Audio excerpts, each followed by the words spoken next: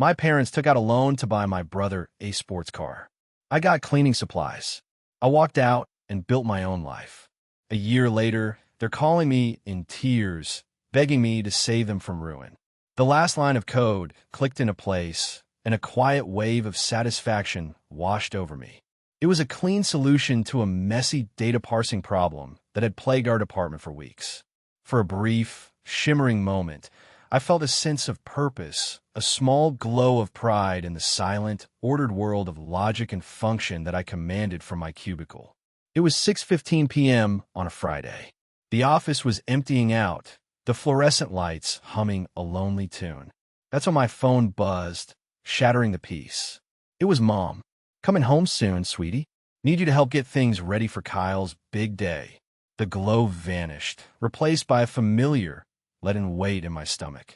I sighed, the sound swallowed by the stillness of the office. Kyle's big day. His college graduation was tomorrow, and the preparations, I knew, fell squarely on my shoulders. It was always this way. I was the family's resident stagehand, the reliable, invisible force that made sure the spotlight shone brightly on my younger brother. The drive home was a tour through the museum of my own resentment.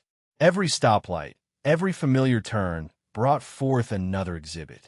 There was the corner where I'd waited for an hour in the rain for Mom to pick me up from soccer practice because she'd forgotten, preoccupied with taking Kyle to a friend's birthday party. There was the park where I'd spent a whole summer lifeguarding to save up for a new computer, only to have half that money borrowed to pay for Kyle's damages after he'd crashed his bike into a neighbor's prized rose bushes. I pulled into the driveway of the house I grew up in, a place that felt less like a home and more like a long-term place of employment. As I walked through the door, the scene was exactly as I'd pictured. My father, Richard, was watching TV, shouting advice at the contestants on a game show. My mother, Sharon, was on the phone, her voice a syrupy mix of pride and excitement as she talked to one of her friends. And Kyle, the man of the hour, was sprawled on the sofa, controller in hand, eyes glued to a video game, his shoes leaving dusty prints on the coffee table. The trash in the kitchen was overflowing. "Asher, you're here," Mom said, covering the mouthpiece of the phone. "Can you start on the yard? And the garage needs a good sweep before we set up the tables." She didn't wait for an answer, turning her attention back to her call. I didn't protest. I didn't point out that I'd just worked a 50-hour week. I didn't ask why Kyle, who had been on summer break for 3 weeks, couldn't lift a finger. I just nodded, my silence the currency I used to purchase a fragile peace. As I headed to the garage, I could hear my father chuckle at the TV. I was a ghost in my own home, a silent cog in the machine built to celebrate everyone but me. I grabbed the broom, the rough wood familiar in my hands. This is the price of being the responsible one, I thought, the dust swirling around my feet. You become so useful that you cease to be seen. The next morning, the big day, was a whirlwind of chores. I was up at dawn, mowing the lawn while the rest of the house slept. I cleaned the gutters, washed the windows, and set up the folding tables and chairs in the backyard. Every task was a small, solitary act, a quiet contribution to a celebration that felt entirely alien to me. While hanging a "Congratulations, grad" banner across the patio, I spotted it. Tucked away on a dusty shelf in the garage was a small, framed photo from my own high school graduation. It was a simple picture, just me in a cap and gown, holding a diploma, a polite smile plastered on my face. There was no party for me. There was no banner. There was only a perfunctory "good job, son," from my father before he turned his attention back to the sports page. The sight of it triggered a memory, sharp and unwelcome. I was 16. I'd spent the entire summer working a hot, grueling construction job to save for a beat-up used car. Kyle, then 14, had taken our father's brand-new lawnmower for a joyride and crashed it into the neighbor's ornate brick mailbox, shattering it. I came home to find Kyle crying and my father's face a mask of thunderous rage. I knew what a punishment from my father looked like. I'd been on the receiving end enough times. So I stepped in. I told my father I'd been the one to leave the garage door open. That it was my fault for not securing the equipment properly. I took the yelling, and that night, I took my entire summer's savings, every last dollar, and gave it to my father to pay for the repairs. He took the money without a word. Kyle never mentioned it again. I walked to school for another year. Asher, are you daydreaming? My mother's voice cut through the memory. She was standing at the garage door, holding a tray of empty glasses. Hurry up with that banner. People will be here in an hour. I blinked, the ghost of my 16-year-old self fading away. I secured the banner, the cheap plastic rustling in the breeze. A little later, while I was arranging bags of ice in a cooler, I overheard my mother on the phone again, talking to my aunt. "Oh, you know Kyle," she said, her voice brimming with a pride that was almost painful to hear. "He just has that spark. He's a people person. He's going to do such great things. You just know it." I closed the cooler lid, the dull thud echoing the hollow feeling in my chest. They saw a spark in him, a bright, shining future. In me, they only saw a pair of hands. A person to hang the banners, to lift the heavy things, to clean up the messes. The party hadn't even started, and I already felt like a ghost at the feast. The party was in full swing by 3 o'clock. The backyard was filled with the drone of polite chatter, the smell of grilled hot dogs, and the sound of my father laughing a little too loudly at his own jokes. I moved through the crowd like a waiter, refilling chip bowls, collecting empty cups, my presence entirely functional. Kyle was the center of it all, accepting congratulations and cash-filled envelopes with a practiced, easy charm. He wore his success like a well-fitted suit, while I felt like I was wearing a janitor's uniform. Finally, the moment came. My father clinked a fork against the glass, calling for everyone's attention. "All right, settle down, everyone," he boomed, a wide grin stretching across his face. "It's time for the main event. Kyle, my boy, get over here." Kyle sauntered to the center of the patio, basking in the spotlight. My parents stood on either side of him, beaming as if presenting a Nobel laureate. "Son," Richard began, his voice thick with emotion, "your mother and I are so incredibly proud of you. You've worked hard, you've made it, and we know you're destined for great things. To help you on your way," he paused for dramatic effect, then held up a small, sleek black box. "We wanted to get you something to match your drive." He opened the box. Inside, nestled on a bed of black velvet, was a single key with the iconic pony logo. A Ford Mustang. A collective gasp went through the crowd. Kyle's jaw dropped. "No way," he whispered. "You're kidding me. Check the driveway." Mom said, her eyes twinkling with tears. Kyle sprinted through the house. A moment later, we heard the roar of a V8 engine, a triumphant, throaty sound that vibrated through the entire yard. He returned, breathless and ecstatic, hugging my parents tightly. The yard erupted in applause. I stood near the back, by the wilting potato salad, and just watched. I knew they'd been struggling with money. I'd helped them cover the mortgage twice in the last year. A Mustang. The sheer recklessness of it was staggering. Then, my mother's eyes found me. Her smile tightened slightly. "Oh, and we didn't forget you, Asher. We know you've been such a help." She walked over and handed me a neatly wrapped rectangular box. It felt light. All eyes were on me now, a curious, expectant silence falling over the crowd. I forced a smile and carefully tore off the paper. Inside was a gift set, a bottle of high-end Carnauba car wax, a large, yellow sponge shaped like a cartoon bone, a bottle of premium tire shine, a pack of microfiber cloths, and, tucked underneath it all, a bottle of heavy-duty dish soap. The world went quiet. The buzzing of the insects, the chatter of the guests, it all faded into a low hum. I stared at the contents of the box. It wasn't a gift. It was a job description. My father clapped me on the shoulder, his voice booming into the silence.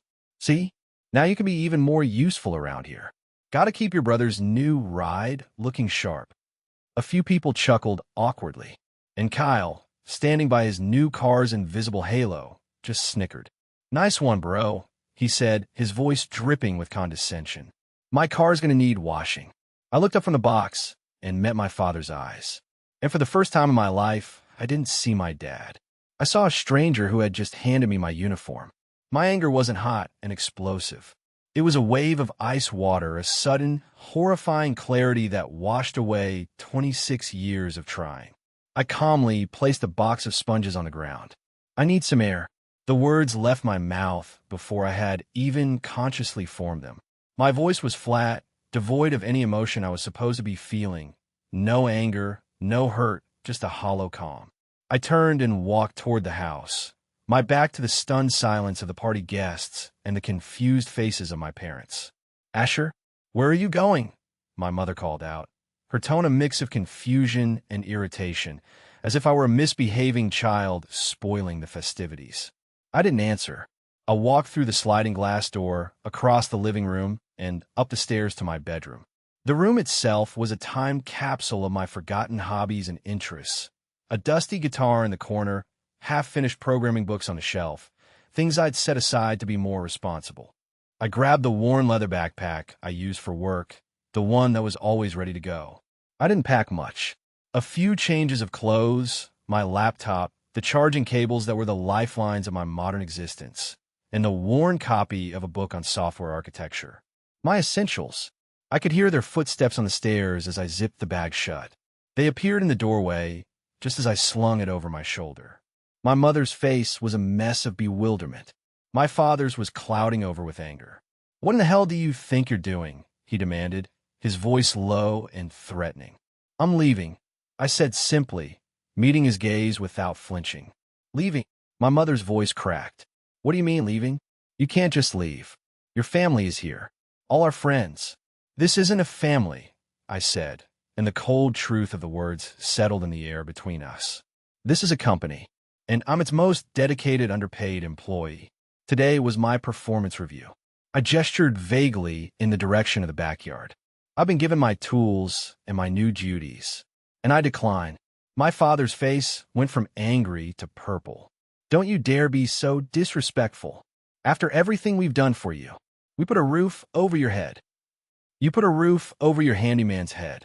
I corrected him, my voice still eerily calm. "You needed someone to fix the leaks, mow the lawn, and clean up the messes. You have Kyle for the holidays and the photo albums. You have me for the plumbing and the bills. We depend on you, Asher," Sharon cried, her confusion finally morphing into panic. I almost laughed. It was the truest thing she'd said all day. "I know," I said softly. I looked past them, down the hallway, toward the front door. It was my exit, my escape hatch. "You depend on a janitor. You don't need a son." And I quit. I walked toward them. For a second, I thought my father would block my path, but my strange, placid demeanor seemed to unnerve him.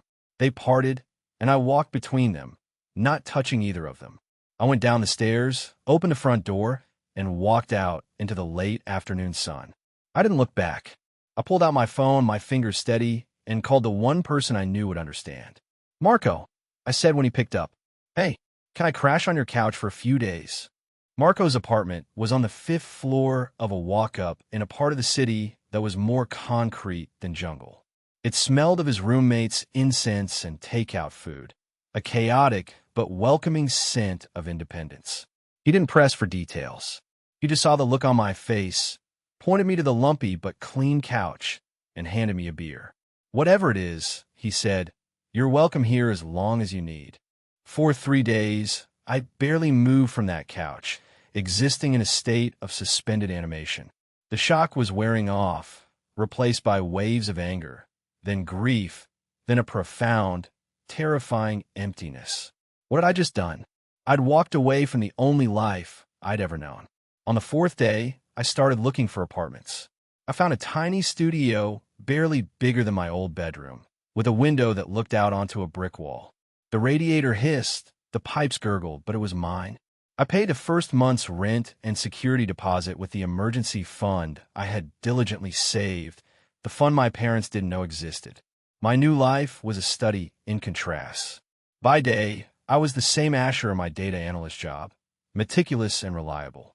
But my nights and weekends transformed. They belonged to me now, fueled by cheap coffee and a burning need to build something of my own. I poured every spare ounce of energy into my side project, a niche software application designed to help small craft breweries manage their inventory and distribution logistics. It was a complex puzzle, a world of clean code and elegant solutions, the complete opposite of the messy, illogical world of my family. There were nights I'd stare at a screen of buggy code until 3 a.m., my eyes burning, the sheer scale of the project threatening to crush me. Doubt was a constant, unwelcome roommate. A voice that sounded suspiciously like my father's would whisper in my ear, "Who are you kidding? You're not a creator. You're a glorified handyman." One particularly brutal night, after accidentally deleting a week's worth of work, I almost gave up. I threw my keyboard against the wall and just sat there in the dark, the silence of my small apartment amplifying my failure. My phone buzzed. It was Marco. "Still up? Solve that recursive loop problem." The key was simpler than we thought. You were right about the initial approach. Reading that message, I felt a flicker of the old satisfaction. I had been right. I retrieved my keyboard, took a deep breath, and started again. My family had taught me I was useful. Marco was teaching me I was valuable. The distinction was everything. I was fighting for more than just independence. I was fighting for the belief that I could be the architect of my own life, not just the janitor in someone else's. Months bled into one another. The rhythm of my life was set. Work, code, sleep, repeat. My app, which I named Keggerflow, was slowly taking shape. It was functional but clunky. Still, I pushed forward, patching bugs, refining the user interface, driven by a quiet obsession. I launched a beta version on a few online forums for home brewers and small-scale brewers, offering it for free in exchange for feedback. Then one morning, an email appeared in my inbox that made my heart stop. It was from a small but well-regarded craft brewery in Oregon. They loved the beta. They wanted to know what my subscription fee was. I stared at the email for a full 10 minutes. A paying customer. A real one. I hastily typed up a modest pricing plan, my hands shaking. I quoted them $50 a month. They replied almost instantly, "Sounds great. Send us the invoice." That night, Marco and I celebrated with the best pizza and beer my first $50 could buy. It wasn't a fortune, but it was a foundation. It was proof. The concept was viable. In the following weeks, 2 more breweries signed up. Then 5. The small stream of income was a trickle, not a flood, but it was growing.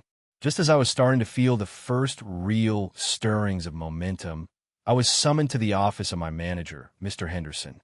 He was a quiet, older man with kind eyes, a person who had always treated me with a level of professional respect I wasn't used to. "Asher, close the door," he said, gesturing to a chair. My stomach tightened. Was I being let go? "Your work on the quarterly risk analysis project was exemplary," he began, steepling his fingers.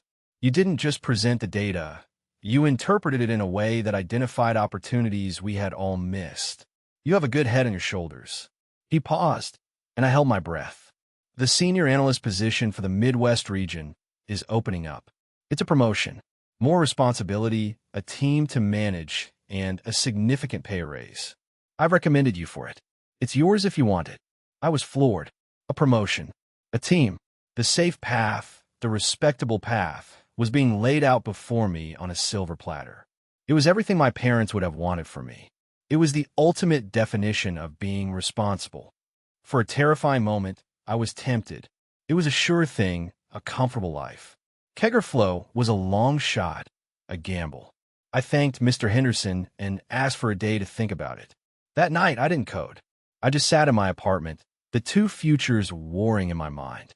One was a well-lit, clearly marked highway. The other was a dark forest where I had to cut my own path. By morning, I knew my answer. I walked into Mr. Henderson's office. "Sir," I began, my voice steady, "I'm incredibly grateful for the offer. It means more than you know, but I have to respectfully decline. There's a project of my own that I need to see through." He looked at me, a long, appraising look. He didn't look disappointed. He looked like he understood. "Well," he said with a slow nod, "that takes guts. Don't be a stranger." I walked out of his office feeling lighter than I had in my entire life.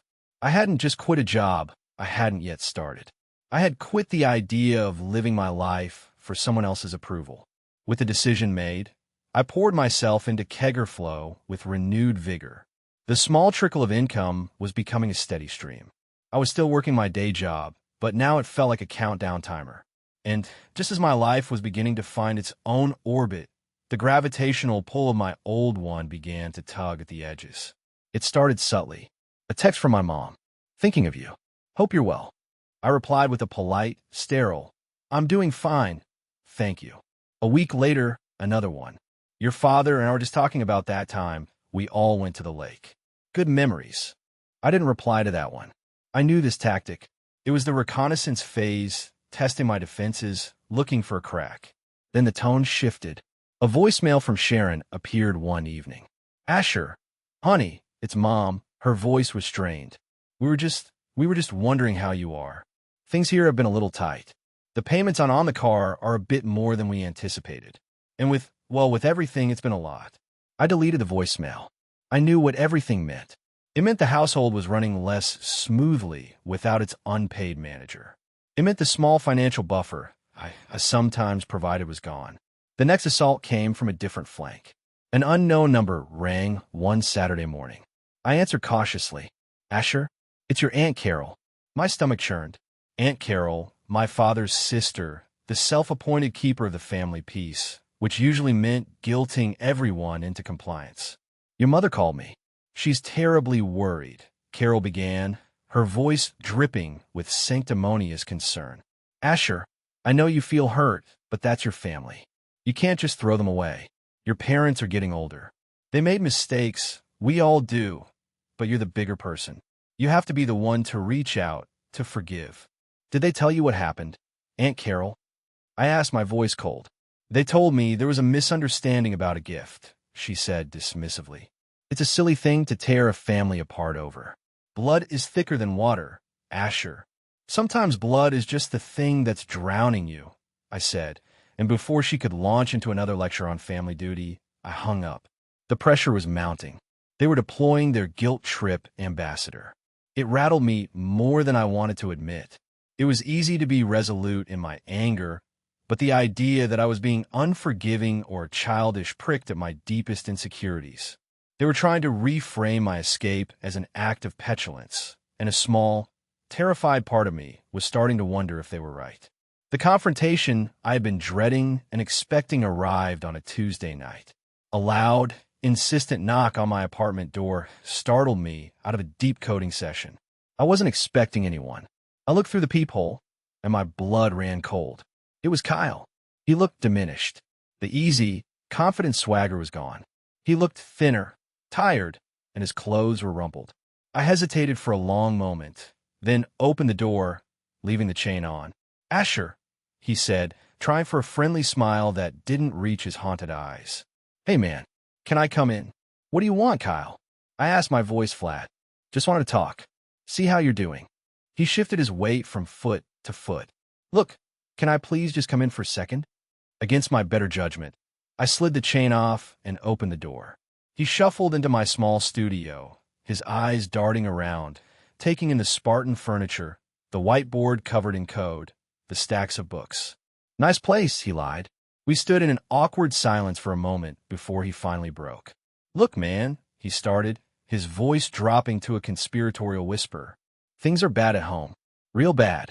Dad's stressed all the time. Mom just cries a lot. It's a mess. I just stared at him, waiting. The thing is, he continued, wringing his hands, we're in some trouble. The car insurance is insane, and I got a couple of tickets, and Dad's hours got cut at work. We're behind on everything. He looked at me, his eyes pleading. I need to borrow some money, Ash, just to get us through. You look like you're doing okay. I felt a surge of something hot and bitter in my throat. After all of it, this is what it came down to. Not an apology, not an acknowledgement, just a handout. No, I said. His face changed instantly. The pleading vanished, replaced by a familiar, sneering entitlement. No. What do you mean, no? I'm your brother. And you're supposed to help. That's what family does, he spat, his voice rising. You always were a selfish bastard, hiding away in your little nerd cave. You have money, I can tell. What? You can't help your own family. He took a step closer, his posture aggressive. And in that moment, I wanted to hit him. I wanted to release 26 years of swallowed anger in one explosive act. My hand clenched into a fist behind my back, my knuckles white, my whole arm trembling with the effort of restraint. Instead, I took a deep breath. I walked to my wallet, took out a single $20 bill, and held it out to him.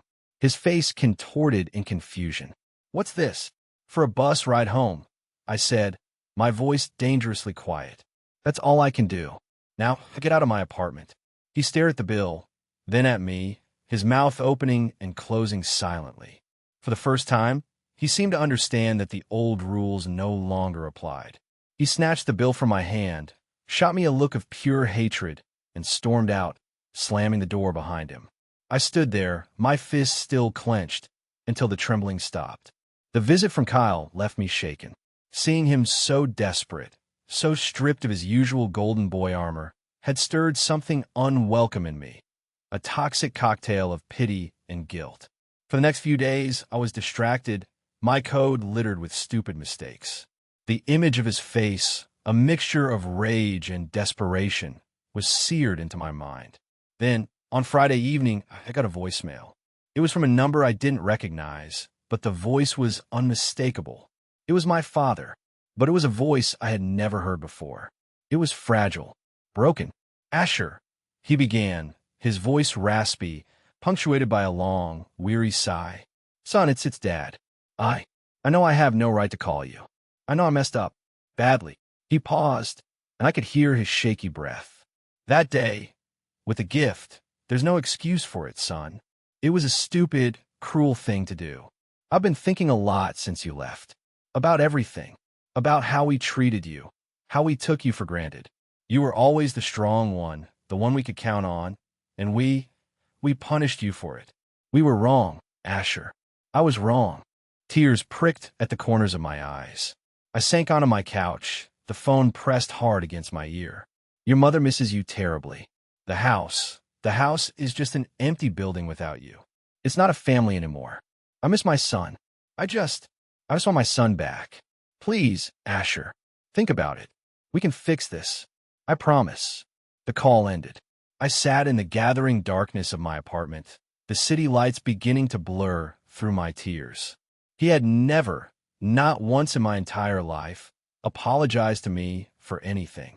He had never called me strong. He had never said he was proud. The words were a key, turning a lock in my chest I didn't even know was there. My resolve, so solid for months, crumbled into dust. "Maybe this time it's real," a hopeful voice whispered in my head. "People can change." He sounded like he meant it. "Maybe we can fix this." I found myself picturing a future where we could. A Christmas where we laughed together. A phone call that wasn't about a problem. A family.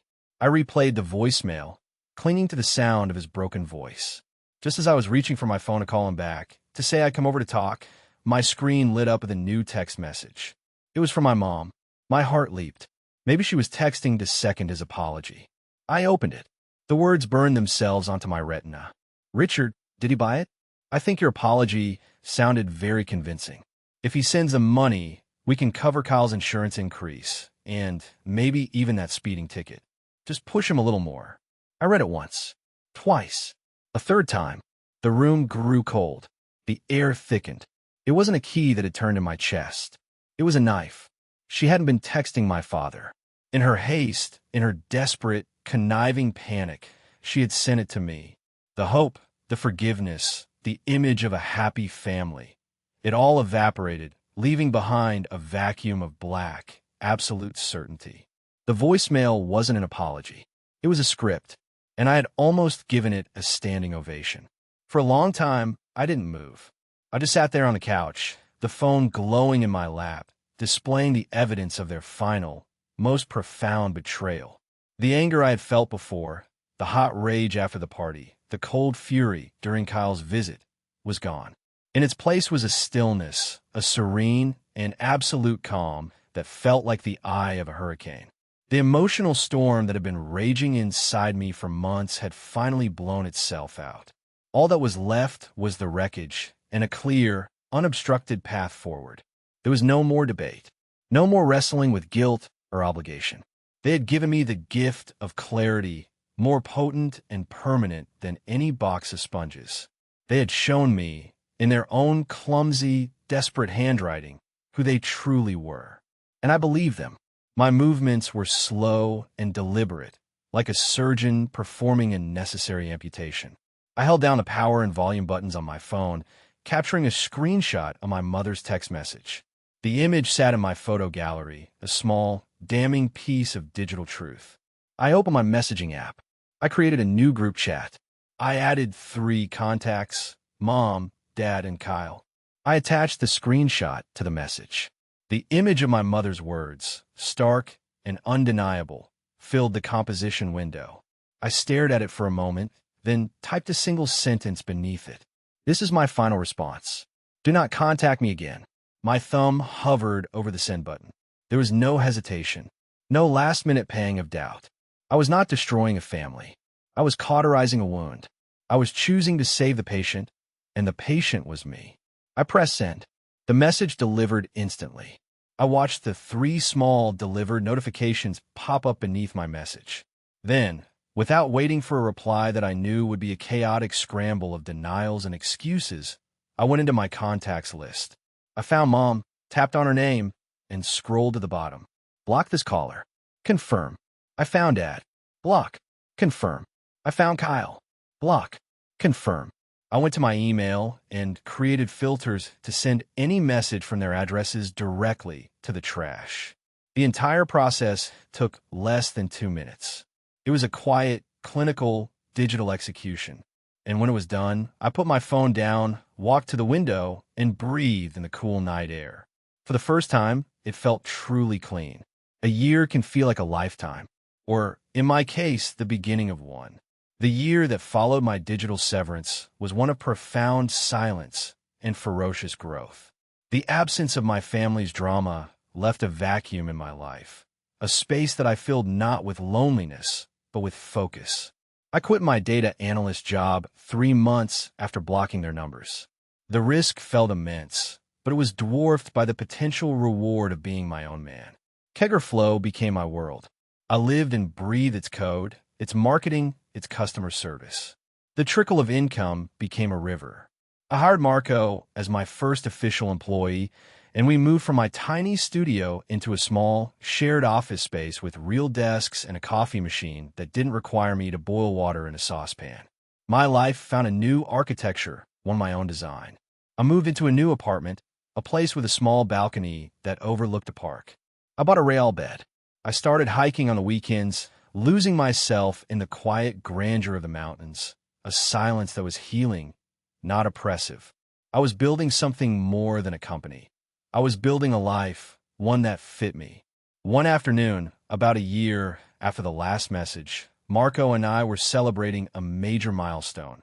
We had just signed a deal with a major West Coast beverage distributor to integrate Kegger into their entire network. It was a life-changing deal, the kind of success I had only dreamed of in the darkest hours of my studio apartment. We were at a brewery, naturally raising a glass of a particularly good IPA. To us, Marco said, clinking his glass against mine. To building something from nothing. To us. I agreed, a genuine smile on my face. He took a sip, then looked at me with a curious expression. You know, funny story, he began, a little hesitantly. I saw your brother the other day. I kept my expression neutral, just nodding for him to continue. He was working at one of those fancy hand-wash car places downtown. The kind where they charge $50 to detail a sedan. He paused. The Mustang was nowhere in sight. He was scrubbing the wheels on a minivan. I took a long drink of my beer. I expected to feel something, a smug sense of victory, a pang of pity, something, but there was nothing. Just a quiet acknowledgement of a fact, like reading a statistic in a newspaper. His story had continued on its own trajectory, and it no longer intersected with mine. Huh, I said, and that was it. I didn't feel joy at his downfall. I just felt separate, free. Marco seemed to understand. He nodded, and we changed the subject, turning our conversation back to the future, to the next feature we would build, the next problem we would solve. The past was finally where it belonged. The sun was setting, casting long shadows across the city as I walked home from the office a few weeks later. My mind was buzzing with ideas for a new update to the app, but for once, I felt a pleasant calm instead of a frantic urgency. I decided to stop at an outdoor cafe to just sit and enjoy the evening air. As I sipped my coffee, I watched the world go by. A young couple laughed as their toddler chased a pigeon. A group of students debated loudly over a textbook. And then, my eyes landed on a family at a nearby table.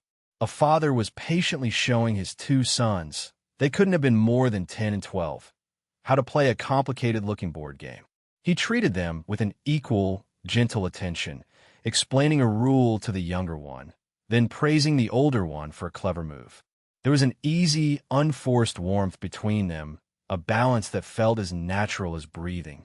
A pang of sadness hit me, but it was a strange, dull ache, not a sharp pain. It wasn't sadness for myself, not anymore. It was a detached, wistful sorrow for a life that could have been, for a family in a parallel universe that knew how to love all its children.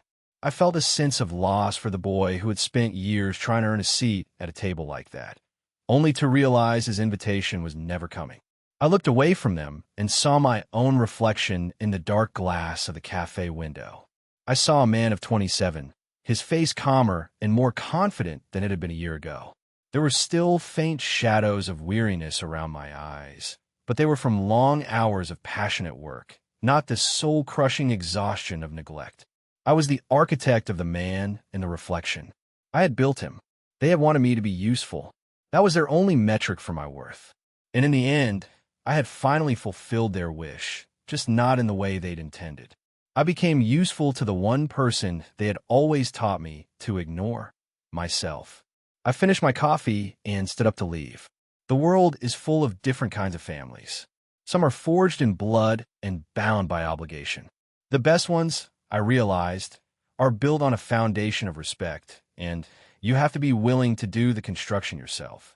I was still building mine, and for the first time, I felt like I had all the right tools for the job.